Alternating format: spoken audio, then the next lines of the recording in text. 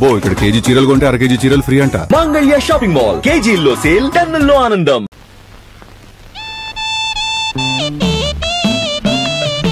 అరే మీ నాన్నగారు పోయాక నువ్వు మీసం ఉన్న మగాడివైపోయావే. అన్నట్టు మీ ఇంట్లో డబ్బు పోయిందని విన్నాను. నా కోసం నువ్వే ఆ డబ్బు తీసుంటావు. ఏది ఆ డబ్బు? చెప్పు. ఆ డబ్బు నీకిద్దామని తీశాను. ఆ రాత్రి మరెవరో నా దగ్గర నుంచి కాజేశారు. ఒక ప్రాణాన్ని నిలబెట్టడానికి నేను వ్యభిచారం చేస్తే నువ్వు వ్యభిచారం కోసం ఒక ప్రాణం తీసేశావు. నా బ్రతికే చండాలం అనుకుంటే నువ్వు నాకంటే చండాలుడివి. నేను ఈ ఇల్లు ఎందుకు ఖాళీ చేస్తున్నానో తెలుసా? నీ నీటి మాలినతనాన్ని భరించలేక. వెళ్ళు.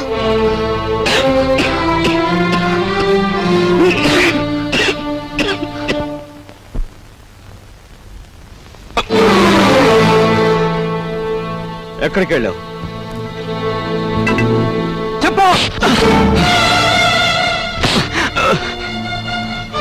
ఏమిట్రా నువ్వు చేసిన పని? చెప్పు. ఎక్కడికి వెళ్ళి వస్తున్నావు? చెప్పు. ఏమిట్రా నువ్వు చేసిన పని?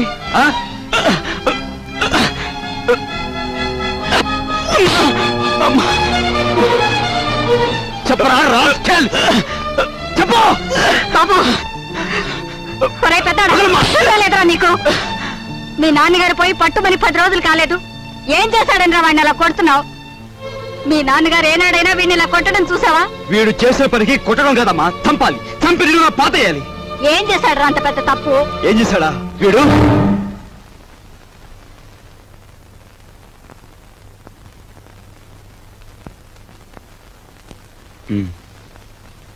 బాబు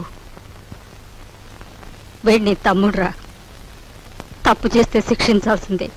కాకపోతే ఆ సమయంలో వీడిని తమ్ముడని మాత్రం గుర్తుంచుకుంటే చాలు. పత్రా.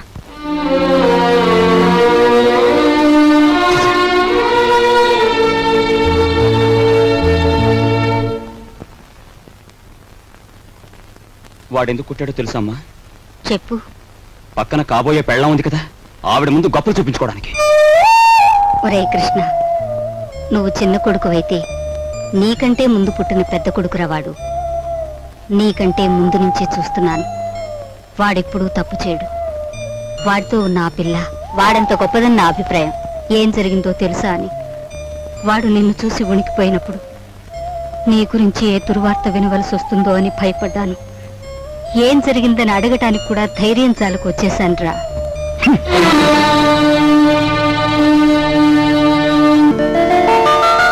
ఈమె నా చెల్లెలు. ఇల్లు వదిలి వచ్చేసింది. మీ సేవా సాధనలో ఉందేమో. సారీ, ఇలాంటి అమ్మాయి ఎవరూ లేరు. వస్తానండి.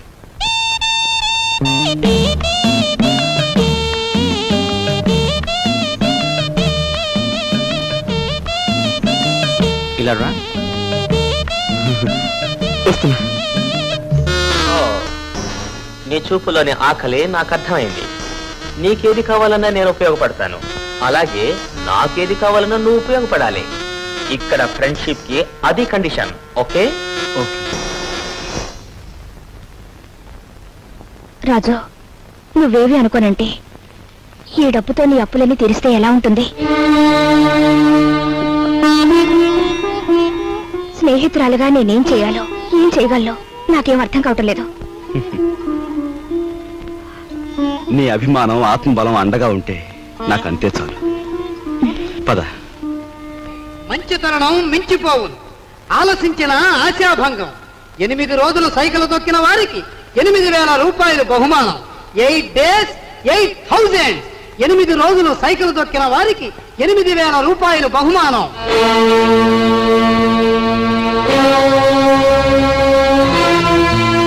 రాజు, అప్పులు తీర్చడానికి నువ్వు సైకిల్ తొక్కుతున్నావట. మనలాంటి కుటుంబాల్లో పుట్టి ఇలాంటి పనులు చేస్తే ఎంత పరువు తక్కువగా ఉంటుందో ఆలోచించు. నేను చాటుగానో సన్నాసి బుద్ధితోనో దొంగతనం చేస్తున్నాను అనుకో, లేదా కన్నవాళ్ళనే వెన్నుపోటు పొడుస్తున్నాను అనుకో, లేదా అప్పుల చేత పంచాయతీ జరిపించాను అనుకో, అప్పుడు నేను 10 మంది చేత చీ అనిపించుకునేవాడిని అవుతాను. ఏమిటా నువ్వు మాట్లాడేది? మొన్నటికి మొన్న కుమ్మరాడి దగ్గర కూలిపిని కొప్పుకొని ఏంటి పరువు మీద పెద్ద బండ పడేస్తావు. ఇవాళ మీ నాన్న చచ్చిపోయాక ఆగు. ఇప్పుడు నువ్వేమిటి మాట్లాడింది? మా నాన్న చచ్చిపోయాడా? ఆ మాట నువ్వంటున్నావా? నువ్వు ఏమిట్రా అది? ఆవిడ అలా రెట్టిస్తున్నావు. మరి చూడమ్మా, నాయనమ్మ నాన్న చచ్చిపోయాడు అంటుంది, అత్తయ్య అంటుంది. అసలు అసలు నాన్న చచ్చిపోవడం ఏంటమ్మా? Non sense. నాన్న చచ్చిపోలేదు. నాన్న చచ్చిపోలేదు. మనందరం కలిసి ఆయన చంపేశాం. అవునమ్మా, నిర్దాక్షిణ్యంగా కాలు రాసి చంపేశాం. కొండంత మనిషిని చాదస్తుతో కొందరు, స్వార్థంతో కొందరు, ఇలా అందరం కలిసి ఆయన చంపేశాం. ఏ చంపలేదా? ఒక్కసారి మీరందరూ గుండెల మీద చేతులు వేసుకుని ఆలోచించండి. ఆయన జీతం నెలకు 500 రూపాయలు, కేవలం 500 రూపాయలు. తాహతకు మించిన కోరికలు కోరి మనందరం కలిసి ఆయన చంపేశాం. He was successfully murdered by all his family members. నోరుంది కదా అని తప్పులు పడుతున్నారు. నేను చేస్తున్న ఈ పనిలో ఓ పవిత్రమైన ఆశయం ఉందే తప్ప ఇదేం పరువు పోయే పని కాదని నాకు బాగా తెలుసు. మీరు ఒప్పుకున్నా ఒప్పుకోకపోయినా ఈ పని నేను చేసే తీరు.